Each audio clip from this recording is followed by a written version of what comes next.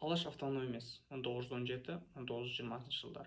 Қазақ мемлекетінің қайта жаңғыруының бірінші кезеңі бұл 1917 жылы Алаш автономиясының жариялануымен басталды.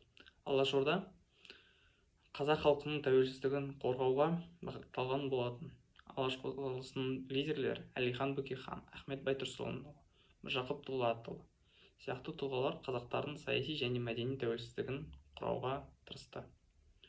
Алаш автономиясының негізгі мақсаттары: қазақ автономиясын қамтамасыз ету, қазақ тілі мен мәдениетін дамыту, қазақ даласындағы саяси тұрақтылықты орнату.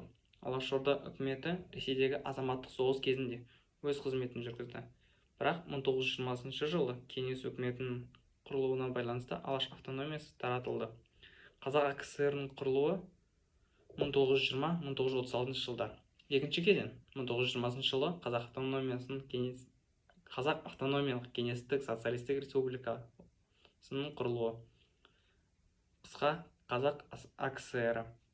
Бұл кезеңде қазақтар кеңес үкіметінің құрамында өздерінің автономиясын сақтады.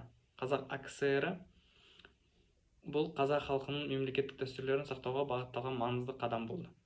Қазақ АКСР-ның негізгі ерекшеліктері: қазақ тілі мемлекеттік тілдердің бірі ретінде танылды. Қазақ мәдениеті мен білім беру жүйесі дамыды. Қазақстан территориялық тұтастығы сақталды.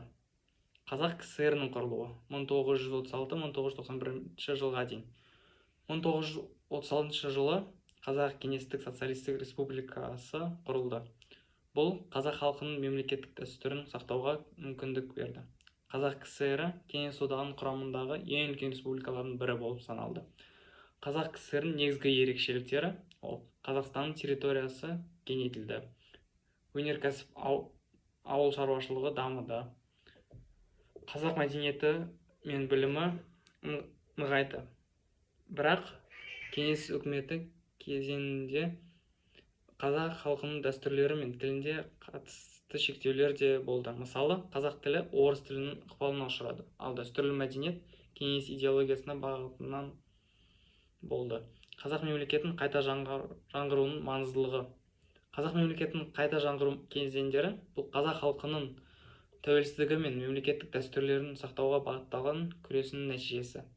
Осы кезеңдерде әрқайсысы қазақстандықтардың бірлігін нығайтып, олардың мемлекеттік бірегейлігін сақтауға мүмкіндік берді. КСР-ның ыдырауы және Қазақстанның тәуелсіздік жариялауы. 1991 жылы кеңес одағы ыдырағаннан кейін Қазақстан тәуелсіздігін жариялады. Бұл тарихи оқиға қазақ халқына ұзақ жылдар бойы күресінің нәтижесі болды. Тәуелсіздік жылдарында Қазақстан өз мемлекеттік шекарасын, конституциясын және халықаралық беделін нығайтты. Бүгінгі күні Қазақстан бұл тәуелсіз, демократиялық және экономикалық тұрғыдан дамыған мемлекет. Тәуелсіздік бұл қазақ халқының мемлекеттік дәстүрінің жемісі. Кеңес одағының ыдырауы. Кеңес одағының ыдырауы 20 ғасырдың соңындағы ең маңызды тарихи оқиғалардың бірі. Бұл процесс 1980 жылдардың соңына басталып, 1991 жылы ресми түрде аяқталды. Кеңес одағының ыдырауына әкелген негізгі себептер: экономикалық дағдарыс. Кеңес одағының экономикасы тұрақсыздыққа ұшырады. Саяси реформалар. Михаил Горбачевтың гласность және перестройка саясаты кеңес одағын әлсіретті. Ұлттық қозғалыстар. Кеңес одағы құрамындағы республикалар тәуелсіздікке ұмтылды. Осылай 1991 жылы 8 желтоқсанда Беловеж келісіміне қол қойылып, кеңес одағы ресми түрде таратылды. Осы оқиға халқының тәуелсіздікке қол жеткізуіне мүмкіндік берді. Қазақстанның тәуелсіздік жариялауы. 1991 жылы 16 желтоқсанда Қазақстан Республикасы тәуелсіздігін жариялады. Бұл күн қазақ халқының тарихындағы ең маңызды күндердің бірі болып табылады. Тәуелсіздік жариялауы бұл қазақ халқының ұзақ жылдары күресінің нәтижесі.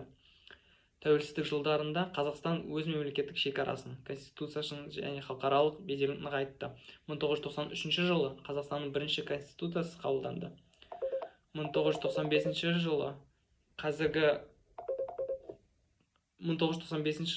конституция өзгеріске енгізілді. Тәуелсіздік кезеңіндегі даму. тәуелсіздік жылдарында Қазақстанның экономикалық, саяси және мәдени тұрғыдан елеулі жетістіктерге қол жеткізді. Негізгі жетістіктеріне тоқтай кетсек: экономикалық реформалар, нарықтық экономикаға көшу және шетелдік инвестицияларды тарту, халықаралық бедел. Қазақстан Біріккен ұлттар ұйымы, тәуелсіз мемлекеттер достығы сияқты халықаралық ұйымдарға мүше болды. Мәдениет пен білім, қазақ тілі мен мәдениет дамыды, білім беру жүйесі жаңартылды. Тәуелсіздіктің маңыздылығы. Тәуелсіздік бұл қазақ халқының мемлекеттік дәстүрлерінің жемісі. Бүгінгі күні Қазақстан бұл тәуелсіз, демократиялық және экономикалық тұрғыдан дамыған мемлекет.